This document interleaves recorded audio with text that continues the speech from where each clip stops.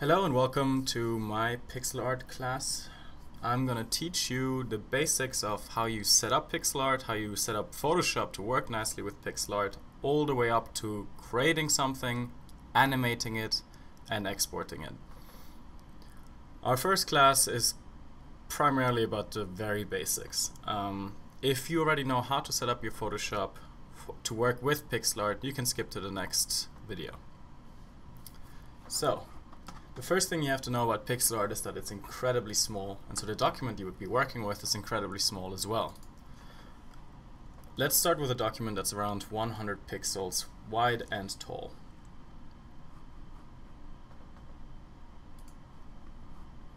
Make sure the setting is on transparent so that you have no other layers except an empty one. Let's fill that layer for now with a color. Now if you zoom in into the document, you will see that there's some sort of white grid. That's the first thing I would personally recommend to delete. This grid actually shows how many pixels there are, but it's kind of obscuring the vision when you actually draw pixel art. You go under View, Show, and deactivate Pixel Grid. The next thing I would recommend turning on, which is already on mine, is I would go to Show, right under Show, and click on Rulers. Rulers is basically going to show you a little guideline on the side here of how big the document actually is, the one that we've made at 100 pixels. The next setting I would also recommend doing is when you go under Image Size, whenever you resize, change it to nearest neighbor, never by linear. Nearest neighbor would basically means, and when you resize pixel art, it's gonna stay nice and smooth. Next up is the brush. The brush doesn't really work for pixel art. You have to change it to the pencil tool. The pencil tool is essentially a little square, and that's what we will work with for pixel art. The same has to be done with the eraser. However, there it's not a simple matter of just clicking, holding, and selecting the pencil tool. Here you have to click on the brush, go to the top, and change the mode to pencil. Why? Ask Adobe. Last but not least, it's also important that we change things like free transform from bilinear to nearest neighbor. Same concept as before, that's when you resize, so that it traces true to the pixel art sizing.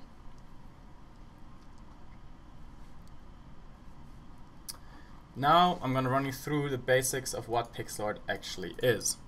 Essentially, there are three stylistic choices you can make when it comes to pixel art. The first involves black outlines.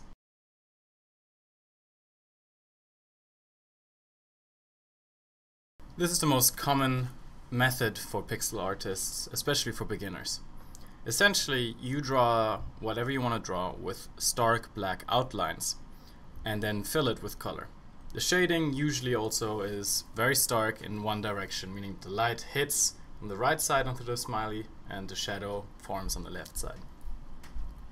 The second still uses outlines but doesn't use black ones, but instead uses shading.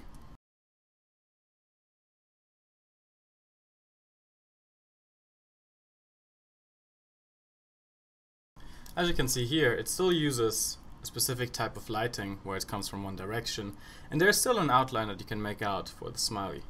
However, there's no stark black contrast anymore. It's a little smoother. The third option gets rid of outlines altogether.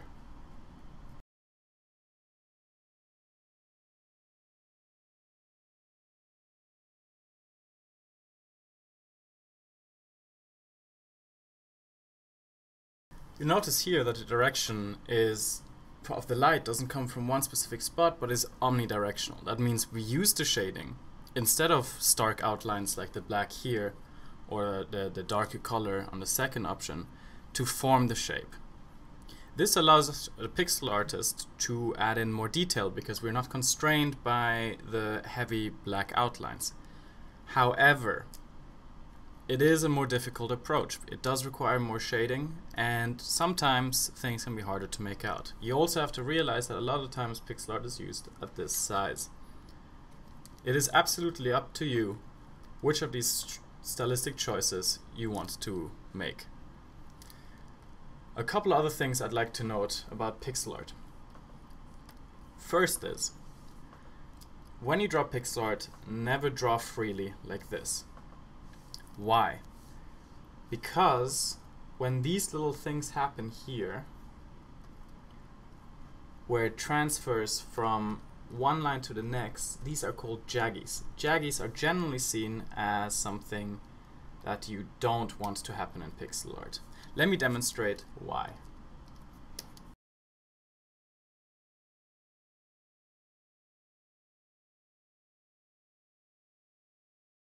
Can you spot the difference? Freehand usually is quicker to draw, and I would recommend it for sketching. But one, you won't find the nice symmetry that you would want in a pixel art piece. But more importantly, these jaggies are simply unappealing.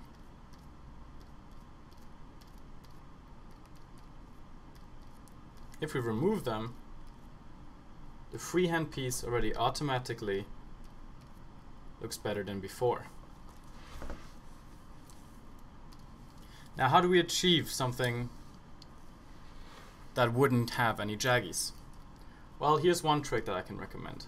For one, draw every line piece by piece, slowly but surely.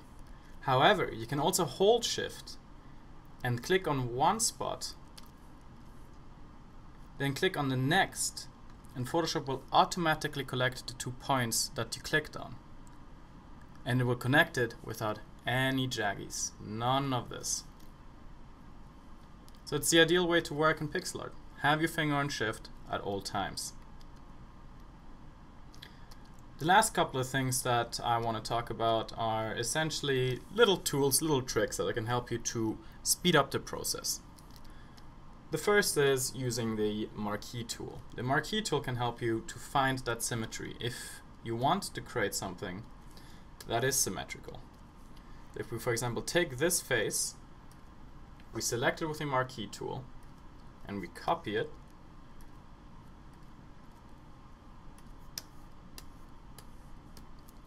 we can copy it a second time, use the marquee tool and go on free transform by right-clicking on the layer, and flipping it horizontal. And lo and behold, we've got a perfectly symmetrical piece.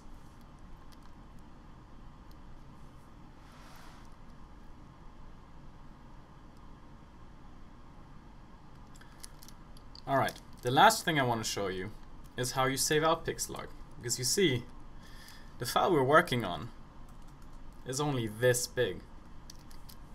So how do we make it bigger? Well, you go on image, then image size, change from bilinear or bicubic to nearest neighbor. Remember, this is very important to preserve the hard edges.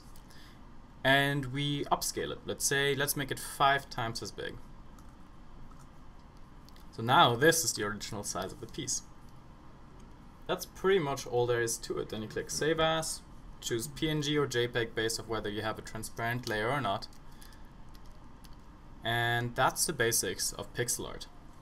In the next video, I'm going to run you through on how to draw pixel art, how to sketch it out, how to do proper outlines, how to do proper mirroring and fixing so that not everything actually looks symmetrical but a little more alive. I'll go you through all the 3 shading methods that you can go that I showcased before, and show you a couple of other little tricks like blending modes, patterns. I hope you enjoyed this video, and I'll see you in the next class.